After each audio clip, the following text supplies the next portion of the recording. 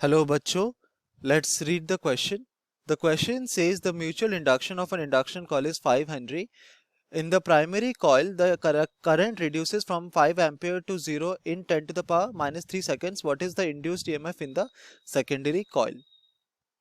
तो इस क्वेश्चन को सॉल्व करने के लिए हम जो की कॉन्सेप्ट यूज करेंगे वो होगा हमारा कॉन्सेप्ट ऑफ म्यूचुअल इंडक्शन। तो पहले हम समझेंगे कि म्यूचुअल इंडक्शन होता क्या है और फिर हम रिक्वायर्ड इंड्यूस ईएमएफ का वैल्यू निकालेंगे। तो म्यूचुअल इंडक्शन में क्या होता है, तो हमें पता है कि जो इंडक्शन होता है कि जो एक कंडक्टर में जो इंडक्शन होता है वो दो टाइप के होता है। एक होता है सेल्फ इंडक्शन और एक होता है म्यूचुअल इंडक्शन। तो म्यूचुअल इंडक्शन में क्या होता है, हमारे पास दो कॉइल्स होते हैं। एक होता है, तो हम ऐसे मेंशन कर सकते हैं, दो कॉइल्स होते हैं। एक होता है हमारा प्राइमरी कॉइल, दूसरा होता है हमारा सेकेंडरी कॉइल।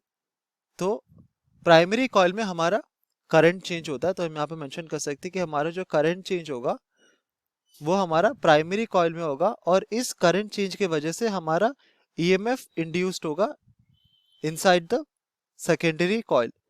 और इस इंड्यूस्ड ईएमएफ के वजह से हमारा करंट, हमारा जो भी चेंजेस आता है, जिसका मतलब है कि अगर हमारा करंट चेंज प्राइमरी कॉइल में, अगर हमारा जो करंट चेंज है DI है, अगर वो पॉजिटिव है, इसका मतलब अगर हमारा करंट इंक्रीज कर रहा है, देन हमारा जो सेकेंडरी ईएमएफ की वजह से करंट प्रोड्यूस होगा वो क्या करेगा, इस करंट चेंज को डिक्रीज करने की कोशिश करेगा।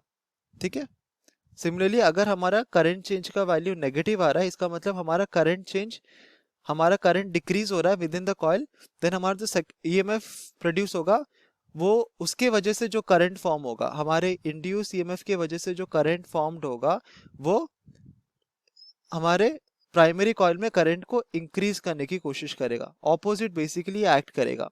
जो भी हमारा direction of change in current होगा उसके ऑपोजिट होगा। तो अगर हमारा direction of change in current is positive, then वो उसको डिक्रीज करेगा, अगर ये नेगेटिव है तो वो इंक्रीज करेगा।